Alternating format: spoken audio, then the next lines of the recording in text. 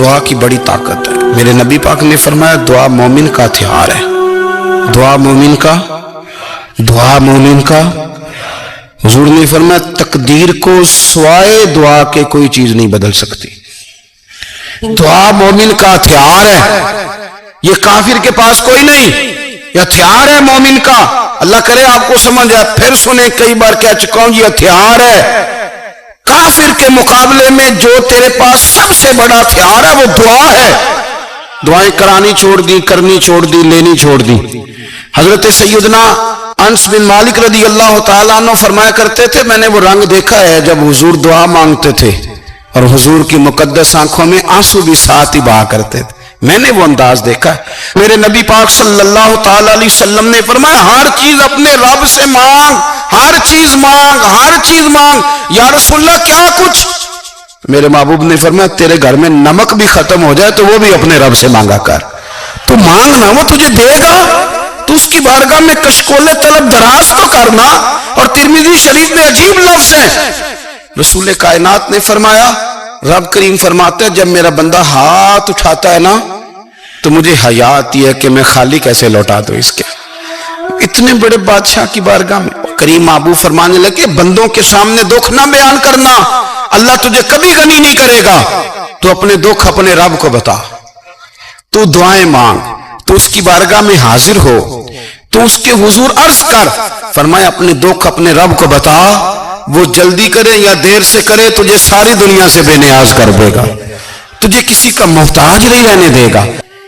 کبھی 10 منٹ عادت ہو جائے نا دعا مانگنے کی علیحدہ سے رات کو، حضور نے فرمایا جو فرض نماز کے بعد دعا مانگے اللہ اس کی قبول کر لیتا ہے. نبی پاک صلی اللہ تعالیٰ علیہ وسلم نے فرمایا اللہ مسافر کی دعا قبول فرماتا ہے. حضور نے فرمایا اللہ مظلوم کی دعا قبول فرماتا ہے. حضور نے فرمایا بیمار سے دعا کراؤ اللہ اس کی دعا قبول فرماتا ہے. میرے نبی پاک نے فرمایا ماں باپ جب بھی اولاد کے لیے ہاتھ اٹھائیں، ویسے تے بلے شاہ تو آسمانی اڑ دیے ہی پھڑ دیں، جڑا گھر بیٹھا انہوں بڑھیا ہی نہیں. حضور فرمانے لگے ماں باپ جب بھی اولاد کے لیے دعا فرمائیں اللہ ان کی دعا کو قبول کرتا ہے. آپ اپنا تعلق بنائیں دعا کے ساتھ، عبادت کے ساتھ، مصلی کے ساتھ رشتہ بنائیں، استغفار پڑھیں. او میری ملت کے جوانوں، مزہ نہیں آ جاتا جب ساری دنیا سوئی ہو، ساری دنیا، اور بستر بھی گرم ہو اور نیند بھی پورا غلبہ کر رہی ہو، اور اچانک گھنٹی بجے دماغ میں، آنکھ کھلے، گھڑی پہ نظر پڑے 3:30 4 بجے کا پیغام گھڑی بتائے، اور کوئی چڑھتی جوانی والا اٹھ کے وضو کرے، اور جب وہ مصلی کھول کے بچھائے تو مدینے والے محبوب کہتے ہیں کہ ہر نماز پہ رب ثواب دیتا ہے، اور جو اٹھ کے تہجد کی نماز پڑھے اسے دیکھ کے تو رب مسکراتا ہے. جو اس کی شان کے لائق ہے، جو اس کی شان کے لائق، وہ مسکراتا ہے، خوش ہوتا ہے کہ میرا بندہ تہجد میں اٹھ گیا، وہ مسکراتا ہے. کاش ہماری صبحیں کبھی اپنے مالک کے نام ہو جائیں. یہ نبی کریم نے وعدہ کیا ہے کہ تو سورت واقعہ پڑھ تیرے گھر میں فاقہ نہیں آئے گا. حضرت عبداللہ ابن مسعود رضی اللہ تعالیٰ عنہ بیمار تھے تو حضرت عثمان غنی رضی اللہ تعالیٰ عنہ تیمارداری کے لیے تشریف لے گئے اور جا کر کے کہا کہ آپ بڑے بیمار ہیں، آپ کی بیٹیاں زیادہ ہیں، میں چاہتا ہوں کہ خزانے میں سے کچھ مدد کروں. تو سیدنا عبداللہ ابن مسعود رضی اللہ تعالیٰ عنہ اٹھ کے بیٹھ گئے اور کہنے لگے امیر المومنین اللہ آپ کو میری طرف سے، میری بیٹیوں کی طرف سے بہتر صلہ دے. میری بیٹیوں کو کسی خزانے کی ضرورت نہیں، میں نے انہیں خزانہ دے دیا ہے. کہا جناب آپ نے کون سا خزانہ دیا ہے، میں آپ کے مالی معاملات کو جانتا ہوں. تو فرمانے لگے امیر المومنین میرے نبی کریم نے فرمایا ہے جو سورت واقعہ پڑھے اسے کبھی فاقہ نہیں آتا، میں نے بیٹیوں کو یاد کرا دی ہے، یہ خزانہ میں نے انہیں دے دیا ہے. وہ سارے والدین سنیں جو بیٹیوں کے لیے پریشان رہتے. حضرت عبداللہ ابن مسعود نصیحت کر رہے ہیں، فرمانے لگے میں نے سورت واقعہ یاد بھی کرا دی ہے، پڑھنے کی عادت بھی ڈال دی ہے. حضور نے فرمایا ہے جو سورت واقعہ پڑھے اسے فاقہ نہیں آتا.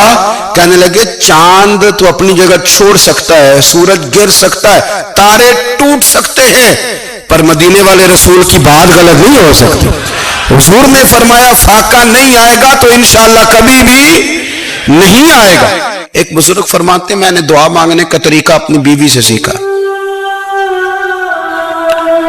دعا مانگنے کا طریقہ اپنی سیکھنے والے تو اپنے بچوں سے بھی سیکھ لیتے ہیں، سیکھنے والے تو ہر ایک سے سیکھتے ہیں۔ وہ کہتے ہیں میں نے دعا مانگنے کا سلیقہ اپنی بیوی سے سیکھا ہے۔ حضرت وہ کس طرح؟ فرمانے لگے میری بیوی نے نا مجھے کوئی کام بتایا، کچھ پیسوں کی ضرورت کے لیے کہا، تو میں نے اسے کہا کہ بھئی ابھی میرے پاس نہیں ہے، کچھ دنوں میں آتے ہیں تو میں دے دوں گا۔ عورتوں کی عادت ہوتی ہے وہ بار بار یاد کراتی ہیں، 2-4 دنوں کے بعد پھر اس نے کہا حضرت وہ میں نے کہا تھا کچھ پیسے، میں نے اسے کہا کہ ابھی میرے پاس نہیں ہے، کچھ دنوں میں ملتے ہیں تو میں تمہیں دے دوں گا۔ اس نے کچھ دنوں کے بعد پھر کہا حضور وہ میں نے کچھ پیسے کہے تھے۔ فرماتے میں نے ڈانٹ دیا، میں نے کہا کہ کیا تو روز مجھے شرمندہ کرتی ہے، کہا نا میرے پاس نہیں ہے، ہوں گے تو دے دوں گا، تو روز یاد کراتی ہے۔ فرماتے ہیں اس نے پہلے تو میری ڈانٹ کو سہا، پھر میرے سخت جملوں نے اس کی آنکھوں میں آنسو پیدا کر دیے، پھر اس نے اپنے آنچل میں اپنے اس دکھ کو سمیٹا، اور پھر اس نے ایک جملہ کہا تو میں رو پڑا، اور مجھے اپنے رب سے مانگنے کا طریقہ آ گیا۔ مجھے کہنے لگی حضرت جی آپ نے ڈانٹ دیا، میں نے سہ لیا، پر آپ ہی میرے شوہر ہیں، بتائیں نا آپ سے نہ کہوں تو میں کس سے جا کے کہوں۔ فرماتے ہیں میں رو پڑا، اور میں کھل کے رویا، اور میں تڑپ کے رویا، اور پھر میری سسکیاں بند گئیں۔ تو مجھے کہنے لگی آپ کو کیا ہوا؟ میں نے کہا مجھے بھی دعا مانگنی آ گئی ہے، جب میں اسے کہوں گا نا اللہ تو ہی میرا رب ہے، میں تجھ سے نہ کہوں تو میں کس سے جا کے کہوں؟ میں کیوں کسی بندے سے سوال کروں؟ میں کیوں کسی دنیا دار سے کہوں؟ میں تیرے بندوں کا، نیک بندوں کا وسیلہ لے کے، تیرے محبوب کی غلامی لے کے تیری بارگاہ میں آیا، تجھ سے نہ مانگوں تو کس سے مانگوں؟ سمجھ آ گئی ہے، جب میں اس رنگ میں مانگوں گا تو پھر رب میرے اوپر بڑا ہی فضل فرمائے گا، وہ میرے اوپر بڑی رحمت کرے گا، وہ میرے لیے آسانیاں کرے۔ عزیز دوستو ہم اس طرح کرنے لگ گئے ہیں کہ ہم نے نا اپنے تعلقات پر اعتماد کرنا شروع کر دیا ہے۔ میرے تعلقات بہت ہیں، ہم نے اپنی دولت پر اعتماد کرنا شروع کر دیا ہے، میرے پاس دولت بہت ہے، ہم نے اپنے علم پر، اپنی شہرت پر اعتماد کرنا شروع کر دیا ہے کہ میرے پاس فلاں چیز بہت ہے۔ یاد رکھنا جب بے نیاز اپنی صفت بے نیازی دکھاتا ہے تو بڑی بڑی دولتوں والے مجبور نظر آتے ہیں۔ بھائیو جب انسان کا رشتہ اپنے مالک کے ساتھ ہوتا ہے پھر تو غم بھی کچھ نہیں کہتے، پریشانیاں بھی کچھ نہیں کہتی، پھر تو زندگی صبر والی، پھر تو زندگی توکل والی، پھر تو زندگی بھروسے والی، پھر انسان اپنے آپ کو رسوا نہیں کرتا، دنیا داروں سے امیدیں اس کی ختم ہو جاتی، امیدیں اللہ رسول سے لگا لیتا، مضبوط ہو جاتا ہے، مضبوط طاقتور ہو جاتا ہے، خوددار ہو جاتا ہے، باوقار باعزت ہو جاتا ہے۔ حضرت بہلول دانا رحمت اللہ علیہ بیٹھے تھے تو ہارون رشید حج کر کے آ رہا تھا، تو رستے میں حضرت شیخ سے ملاقات ہو گئی، تو السلام علیکم کے بعد کہنے لگا حضور کوئی حکم ہو تو بتائیے گا۔ تو حضرت بہلول دانا فرمانے لگے تیرا رب کون ہے؟ اس نے کہا اللہ۔ تو فرمایا میرا کون ہے؟ کہا اللہ۔ فرمانے لگے تو بڑا ہی بیوقوف ہے، کیا تو یہ سمجھتا ہے کہ رب ہارون رشید کو تو دے گا اور بہلول دانا کو بھول جائے گا؟ تیرا بھی وہی رب ہے، میرا بھی وہی رب ہے، اس نے اگر تجھے دے کے آزمایا ہے تو ہو سکتا ہے مجھے نہ دے کے آزما رہا ہو، جب اس کی حکمت کے تقاضے ہوں گے تو عطا کرے گا اور دے گا، تو جا اپنا کام کر۔ بھائی اپنی روحانی زندگی، اپنی عبادات، اپنے وظائف، اپنے روزمرہ کے معاملات، اپنی دعائیں، اپنا استغفار، دیکھو کوئی مشکل کام تو نہیں، 2 رکوع ہیں سورہ واقعہ کی اگر رات کو پڑھ لی جائے تو۔ میں کس طرح یہ بات بیان کروں کہ تعویذ بانٹنا آسان ہے اور وظیفہ بتانا مشکل ہے؟ سارا دن تعویذ بانٹیں تو لوگ لینے کو تیار ہیں، اور اگر آپ وظیفہ بتائیں تو کہتے ہیں تو مشکل کام ہے۔ او خدا کے بندے، اگر آپ کا تعلق قرآن پاک کے ساتھ مضبوط ہو، قرآن پاک کے ساتھ اگر آپ کا رشتہ ہو، لوگ سفارشیں ڈھونڈتے ہیں نا دنیا میں کوئی تعلق مل جائے تو میرا کام ہو جائے، دنیا میں اتنا مشکل معاملہ ہے، آخرت میں مجھے بتائیے گا کتنا مشکل معاملہ ہوگا۔ میرے نبی پاک صلی اللہ تعالی علیہ وسلم نے فرمایا جو لوگ سورہ ملک پڑھا کرتے تھے نا، سورہ ملک، یہ سورت ملک قیامت میں ان کی سفارش کرے گی، اور اس طرح کرے گی کہ کہے گی اے اللہ یا اس بندے کو جنت میں داخل کر دے یا مجھے قرآن پاک سے علیحدہ کر دے، تو رب فرمائے گا جا اس کا دامن تھام کے اسے جنت تک پہنچایا۔ آپ بات کو سمجھیں، جب آپ کے تعلقات اپنے معاملات کے ساتھ مضبوط ہوں گے. حضرت عبداللہ ابن عمر کو نبی پاک نے فرمایا تھا راجل صالح، یہ نیک بندہ ہے، یہ متقی آدمی. حضرت عبداللہ ابن عمر رضی اللہ تعالیٰ عنہ سیدنا فاروق اعظم رضی اللہ تعالیٰ عنہ کے صاحبزادے ہیں، اور ان کی ہمشیرہ سیدہ حفصہ رضی اللہ تعالیٰ عنہ حضور کی زوجہ محترمہ. ایک دن اپنی ہمشیرہ سے کہنے لگے کہ نبی کریم صلی اللہ تعالیٰ علیہ وسلم گھر میں آئے نا، اور اگر حضور غم امت میں پریشان نہ ہوں، طبیعت کو حشاش بشاش دیکھو، تو ذرا پوچھنا تو صحیح حضور کا میرے بارے میں کیا خیال ہے، پوچھنا تو صحیح کہ کریم کی بارگاہ میں میرا کیا مقام ہے، میرے بارے میں حضور کیا فرماتے ہیں. اب بہن کو کام بتائے اور بتائے بھی بھائی، اور پھر بہن وہ کام نہ کرے، یہ تاریخ میں ہوتا نہیں. حضرت عمر فاروق رضی اللہ تعالیٰ عنہ کی صاحبزادی ام المومنین رضی اللہ تعالیٰ عنہ فرماتی ہیں کہ میں تو بس منتظر تھی. انہوں نے تو کہا تھا نا کہ اگر تم حشاش بشاش دیکھو تو بات کرنا، لیکن حضور تشریف لائے، میری باری تھی، میرے گھر تشریف لائے، کھانا پیش کیا تو فوراً میں نے عرض کی حضور ایک بات پوچھنی تھی. حضور نے فرمایا پوچھئے. میں نے عرض کی حضور میرے بھائی عبداللہ ابن عمر کے بارے میں آپ کا کیا خیال ہے؟ نوجوانوں میری بات پہ غور کرنا، میرے بھائی کے بارے میں آپ کا کیا خیال ہے؟ تو نبی کریم صلی اللہ تعالیٰ علیہ وآلہ وسلم نے میری طرف دیکھا، اور پھر حضور زیر لب تھوڑا مسکرائے. حضور مسکرا دیتے تھے نا تو جو بڑا دکھی ہوتا تھا وہ بھی ہنس پڑتا تھا. اب سوال پیدا ہوتا تھا کہ پھر تو اس مسکراہٹ کے لیے انتظار کرنا پڑتا ہوگا کئی مہینے کہ حضور مسکرائیں تو رونے والے ہنسیں. تو اعلیٰ حضرت فرماتے نہیں، انتظار نہیں کرنا پڑتا، یہ مسکراتے رہنا تو حضور کی عادت ہے. جس کی تسکین سے روتے ہوئے ہنس پڑے، اس تبسم کی عادت پہ لاکھوں سلام. یعنی یہ تو عادت ہے حضور کی مسکراتے رہنا، اس کے لیے انتظار نہیں کرنا پڑتا. بھائیو آپ خیال رکھیں گے، غور کریں گے. حضرت عبداللہ ابن عمر رضی اللہ تعالیٰ عنہ کے بارے میں پوچھا تو سیدہ فرماتی ہیں کہ نبی کریم صلی اللہ تعالیٰ علیہ وسلم نے زیر لب مسکرائے اور فرمایا حفصہ تیرا بھائی ہے تو اچھا، لیکن میں نے سنا ہے کہ عشاء کی نماز پڑھتا ہے تو فجر تک سویا ہی رہتا ہے. او نوجوانوں، 10 بجے تک سونے کی بات نہیں ہوئی، 9 بجے تک سونے کی بات نہیں ہوئی، 11 بجے اٹھنے کی بات نہیں.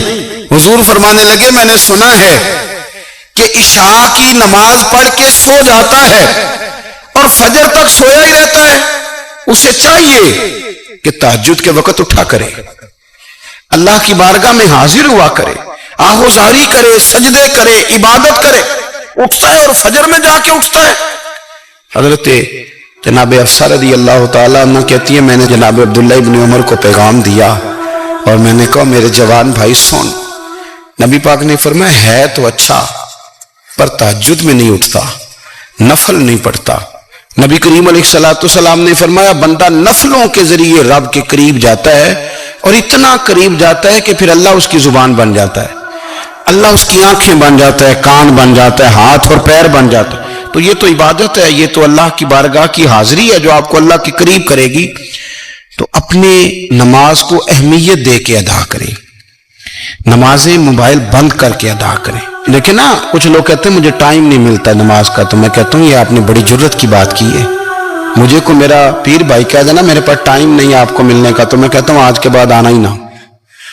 میں تو کیا سمجھتا ہے تو بہت بڑا آدمی ہے، تیرے پاس ٹائم نہیں ہے اور ہمیں ملنے کا ٹائم، موج کر.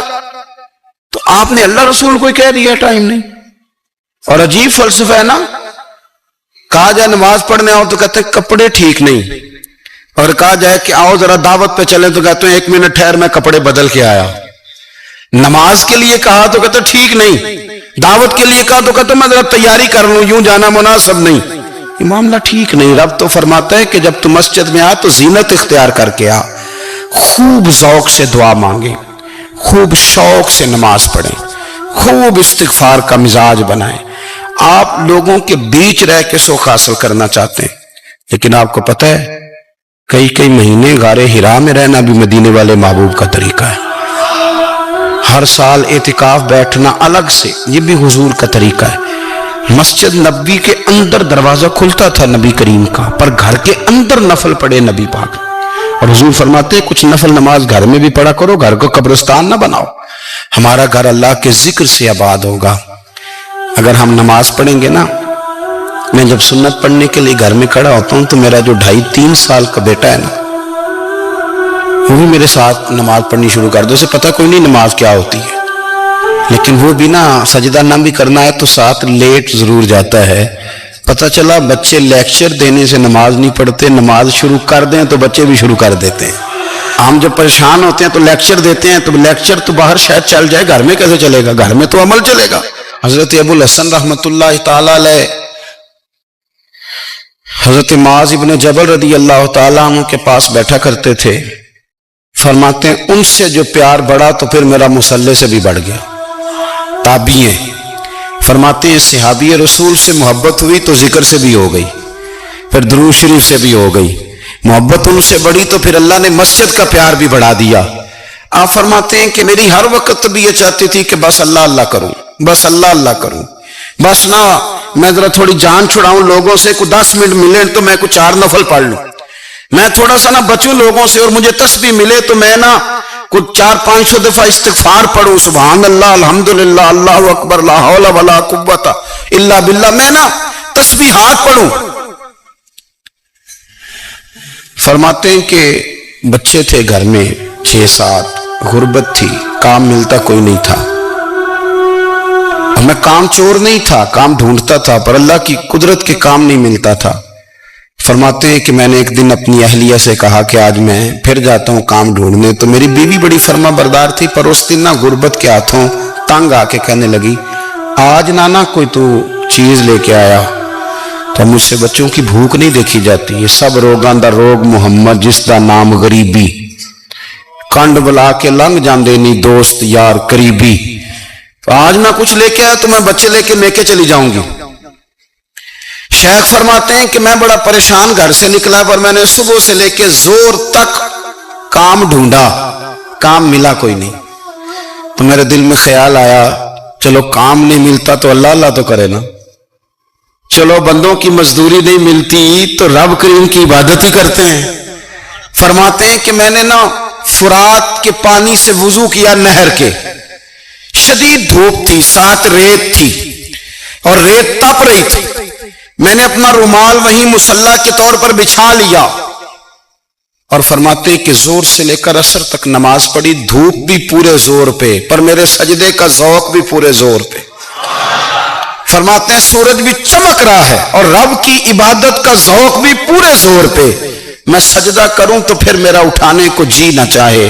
میرے استاد لکھا کرتے تھے، یہ ان کا شعر ہے، وہ کہا کرتے تھے مجھے سوز دے، مجھے ساز دے، اور مجھے نیم شب کا نیاز دے، دم سجدہ خود کو میں توڑ دوں، مجھے ایسا ذوق نماز دے، اور میں تیری بہار کا پھول ہوں، میں کھلا بھی ہوں تو تیرے لیے، مجھے میری شاخ سے توڑ لے، مجھے اپنی زلف کا ناز دے۔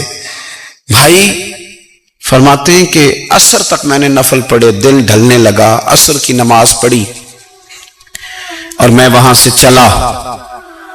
اب میں جب نکلنے لگا تو دل میں خیال آیا کہ چھوٹی چھوٹی دیواریں ہیں گھر کی، بغیر کچھ لیے جاؤں گا تو بیوی دور سے دیکھے گی تو شور کرے گی کہ پھر خالی ہاتھ آ گیا ہے۔ کہتے میں نے اپنی اسی رومال میں جس پہ میں نے نماز پڑھی تھی نا، رومال میں کی آخی دے پنجابی جسافہ، کہتے ہیں اسی میں نا میں نے کچھ ریت بھر لی کہ وہ دور سے دیکھے گی تو سمجھے گی کچھ لے کے آیا ہے، چلو جا کے اسے بتا دوں گا کہ آج پھر مزدوری نہیں ملی۔ کہتے ہیں وہ ریت لے کر جب میں گھر میں گیا تو پہلے بیوی دروازے پہ کھڑی ہوتی تھی، پوچھتی تھی خالی ہاتھ آ گئے ہو؟ آج میں نے دیکھا تو ہے ہی کوئی نہیں۔ فرماتے میں اندر داخل ہوا، سلام لیے، کونے میں نے وہ رومال رکھ دیا اور میں نے آواز دی کہ بھلی مانس کہاں ہو؟ تو وہ کہنے لگی آپ منہ ہاتھ دھو لیں، میں روٹی لے کے آئی۔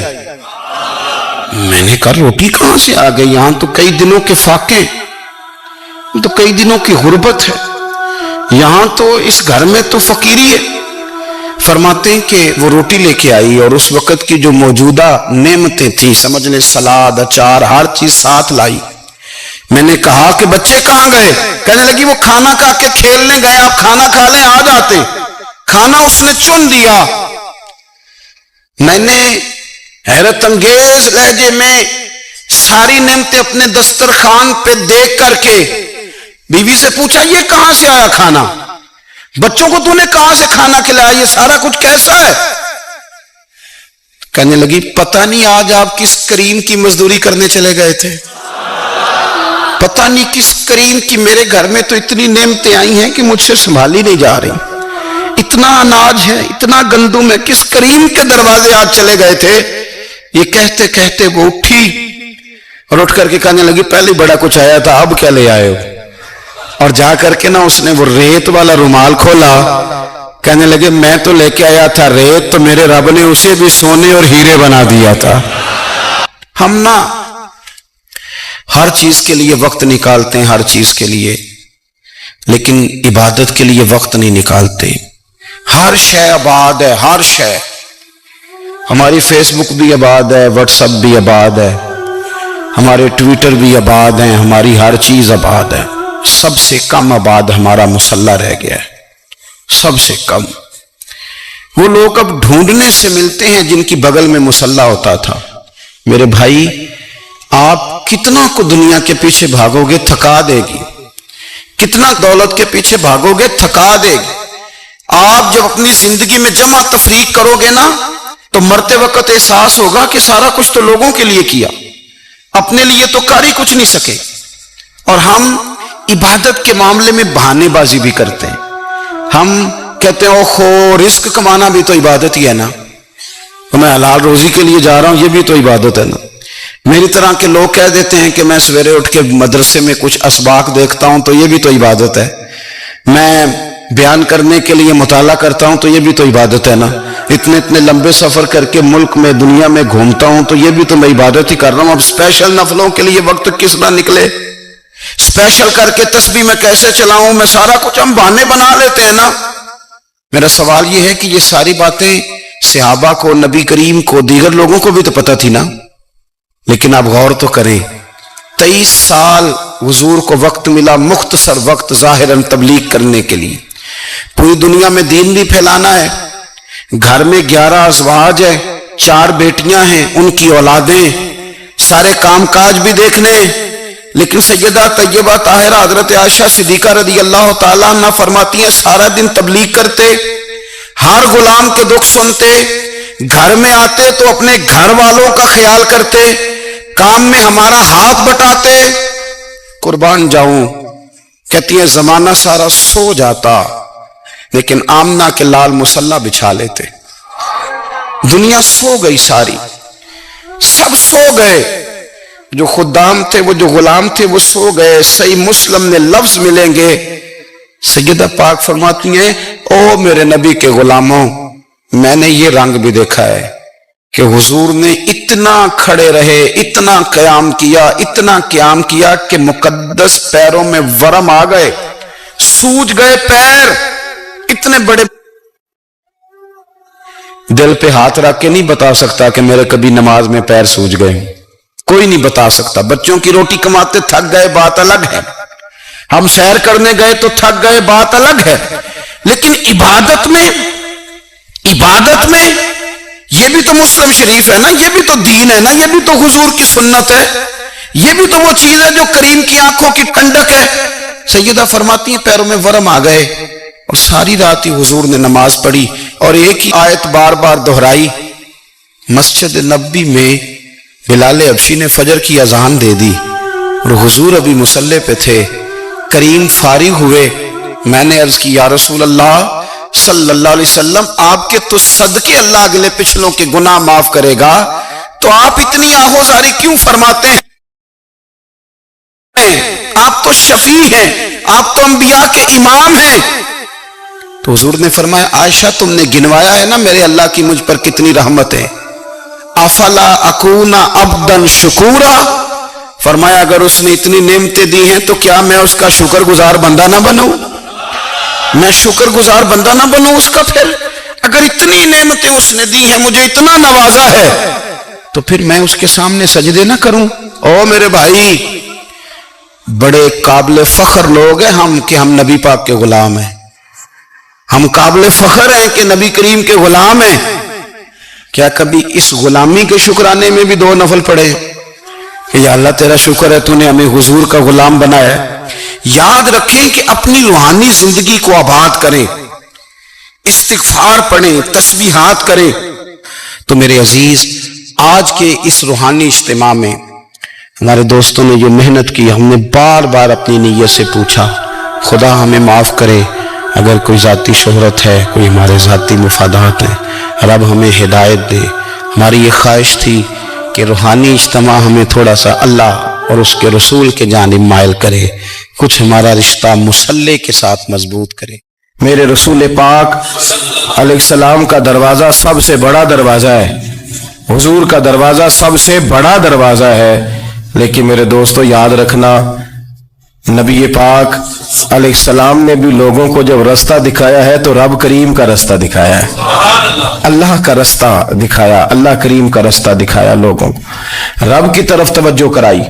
میرے رسول کریم سید عالم صلی اللہ تعالی علیہ وسلم نے لوگوں کی اللہ کی جانب توجہ کرائی اور لوگوں سے یہ کہا کہ وہ اپنے رب کریم کی جانب اپنا ذہن رکھیں، اپنی توجہ اپنے اللہ کی جانب مبذول کریں. میری بات کو اچھے طریقے سے سمجھیے گا. علم اللہ تبارک و تعالی عطا کرتا ہے تو اسے اللہ کی عطا ہی سمجھنا چاہیے. کچھ لوگوں کے پاس علم ہوتا ہے پر علم نافع نہیں ہوتا، وہ ٹامک ٹونجا مارتے رہتے ہیں ساری زندگی. علم کو اللہ کی عطا سمجھیں، اپنی عقل پر اپنے شعور پر زیادہ بھروسہ نہ سمجھیں، نظر اللہ پہ رکھیں. حضرت مولا علی شیر خدا کرم اللہ تعالی وجہہ الکریم سے کسی نے پوچھا تھا بڑا عالم کون ہوتا ہے؟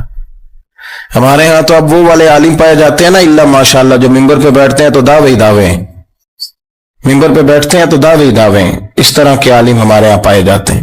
وہ ہر بات میں دعویٰ کرتے ہیں میں یہ کر دوں گا، میں وہ کر دوں گا. یہ مزاج علماء کا نہیں. حضرت علی المرتضیٰ سے کسی نے پوچھا بڑا عالم کون ہوتا ہے؟ فرمایا بڑا عالم وہ ہوتا ہے کہ جسے مسئلے کا پتہ نہ ہو تو وہ کہہ دے مجھے نہیں پتا، میں پتہ کر کے بتاؤں گا، غلط بات بیان نہ کرے. امام مالک سے کسی نے کوئی مسئلہ پوچھا تو آپ فرمانے لگے مجھے اس سوال کا جواب نہیں آتا. ہمارے بزرگ سمجھاتے کیا ہے؟ وہ کہنے لگا آپ اتنے بڑے امام ہیں تو اس سوال کا جواب نہیں آتا. فرمانے لگے اگر مجھے ہر سوال کا جواب آتا پھر تو میں خدا ہوتا. مجھے ہر سوال کا جواب نہیں آتا، مجھے تو اتنا آتا ہے جتنا میرے رب نے مجھے عطا کر دیا ہے. اپنی نظر اللہ پہ رکھیں، نکل آئیں اس معمے سے باہر کہ میں کوئی بلا ہوں، مجھے بڑا پتہ ہے، میرے پاس 6 ڈگریاں ہیں، مجھے 10 جگہ پہ تدریس کا شغف حاصل، اس سے نکلیں باہر. قرآن مجید دیکھیے گا، اللہ تعالیٰ نے ارادہ قدرت فرمایا کہ میں حضرت آدم کو بناؤں گا. پھر بنانے کے بعد فرمایا فرشتوں سجدہ کرو آدم کو.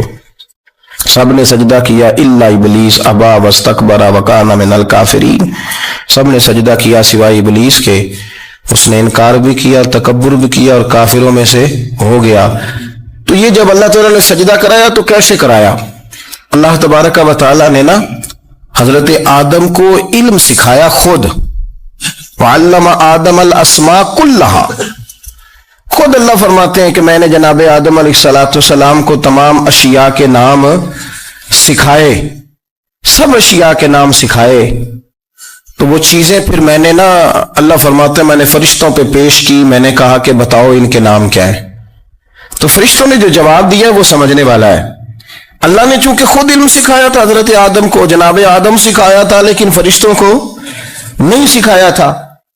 تو اللہ کریم نے فرمایا فرشتوں یہ بتاؤ ان چیزوں کے نام کیا ہیں. تو فرشتے کیا کہتے ہیں؟ فرشتے عرض کرتے ہیں قالوا سبحانک لا علم لنا.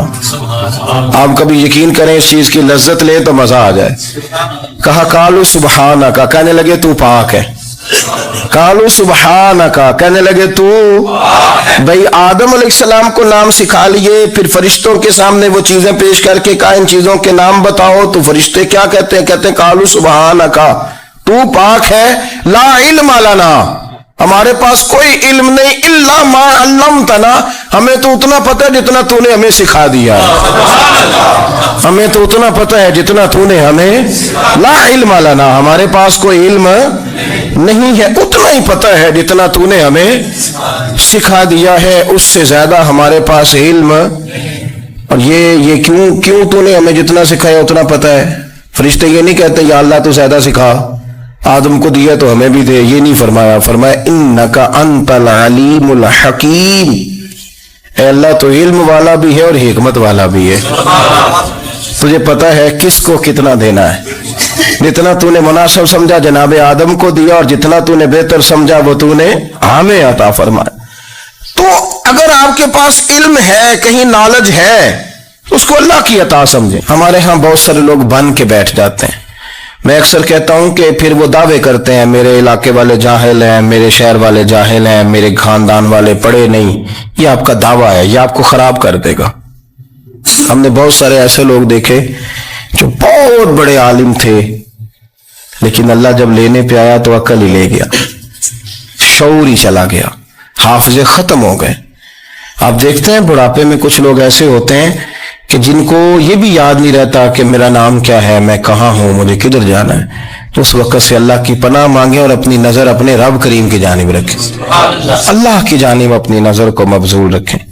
दूसरी बात, इल्म के बाद एक चीज आती है जिसका नाम है हिदायत, जिसका नाम है तकवा, जिसका नाम है परहेजगारी, जिसका नाम है अमल, इबादत, रियाजत.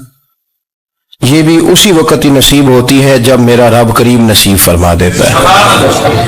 हमने ना नेकी का अपना अपना स्टेटस बना लिया है, अपना अपना मियार बना लिया है. कुछ लोग कहते हैं कि जनाब मस्जिद में सीमेंट का तोड़ा देने से बेहतर है किसी गरीब को आटे का थैला दे दो. अब उसने अपना मिजाज बना लिया ना नेकी का, उसने अपना स्टेटस बना लिया. मेरा ये सवाल है कि नबी पाक सल्लल्लाहु तआला अलैहि वसल्लम जब मदीना शरीफ आए थे तो हुजूर ने सबसे पहले गरीबों में आटा तकसीम किया था कि सबसे पहले मस्जिद बनाई थी? क्या अजीब लोगों का रंग है. अपनी मर्जी की हिदायत, अपनी मर्जी का तकवा, अपनी मर्जी का मेयार. मस्जिद कोई बड़ा छोटा खतीब भी मेरी तरह का हो ना, तो वह मस्जिद में बैठ के जब नबी पाक की बात करता है तो कहता है मेरे रसूल पाक गरीबों का सहारा बन के आए. वो गरीबों की बात करता है, मिस्कीनों की, लाचारों की, कमजोरों की बात. तो मस्जिद ही तो वो इदारा है जहां से गरीबों की बात हो रही. तो अब लोगों ने गरीब को और मस्जिद को लड़ाना शुरू कर दिया. इसको लड़ाओ कि मस्जिद में पैसे देने से बेहतर है आप गरीब को आटे का थैला दे दे. आप ये क्यों नहीं कहते कि मस्जिद में भी आप तोड़ा दें एक सीमेंट का और साथ गरीब को भी खिदमत करें? ये क्यों नहीं तकवा? अपनी अपनी मर्जी का मिजाज, अपनी अपनी. कुछ लोग कहते हैं छोड़ो जी, सारी जिंदगी इंसान नमाज पढ़ता रहे और फिर गालियां भी देता रहे, बंदा दाढ़ी भी रख ले और झूठ बोलना भी ना छोड़े. तो ये आपने अपने पास से तकवे का मेयार बनाया. गाली देने का गुनाह है और दाढ़ी रखने का सवाब है. तो अगर आप दाढ़ी रखे हुए हैं और आप कोई गलती कर रहे हैं तो उससे आपकी दाढ़ी का सवाब खत्म, अल्लाह करे आपको समझ आए मेरी बात. आप कोई गलती कर रहे हैं, दाढ़ी का सवाब उससे खत्म, वो अपनी जगह पे कायम है चीज. अपनी मर्जी का क्यों तकवे का मियार बनाते हैं? तकवे का मिजाज अपनी मर्जी का ना बनाओ. अल्लाह की बारगाह से दुआ मांगो कि या अल्लाह हमें हिदायत का नूर अता फरमा. अल्लाह तू हमें रास्ता दिखा, तू बता कि हिदायत क्या है. तो रब फरमाता है अल्लाह वलीयुल लज़ीना आमनू, अल्लाह मोमिनों का मददगार है. युखरिजुहुम मिनज़ ज़ुलुमाति इलन नूर, वो इन्हें अंधेरों से निकालता है और नूर की तरफ रोशनी आता फरमाता है. अंधेरों से नूर की तरफ अल्लाह लाता है. अल्लाह वली, अल्लाह मोमिनों का वली है, वो इन्हें अंधेरों से नूर की तरफ निकालता है. हिदायत हमेशा अल्लाह की तरफ से समझे. जब वो नमाज की तौफीक देता है तो अपने फजल से देता है, जब वो जिक्र की तौफीक देता है तो अपने फजल से. हम समझते हो जी फलाना नहीं पढ़ रहा, बड़ा बेवकूफ है, फलाना नहीं पढ़ रहा, तो तू क्या अपनी अकल के तौर पे पढ़ रहा है? मैं जी अल्लाह के फजल से 2 पारे पढ़ता हूं, तो किस पे एहसान करते तू 2 पारे पढ़ के रोया कर. अगर मालिक तू बड़ा करीब नहीं, बड़े लोग हैं जिनको पूरा कुरान हिफ्ज़ है पर उन्हें पढ़ने की तौफीक नहीं, तूने फजल किया और मुझे तौफीक दे दी है पढ़ने. रोया कर, पढ़ के रोया कर. राती सारी कर कर जारी, वो नींद अखा थी धोंदे ते फजरे ओही गुनाहगार कहावन सब तो नीवे होंदे. मेहरबानी करें, डरे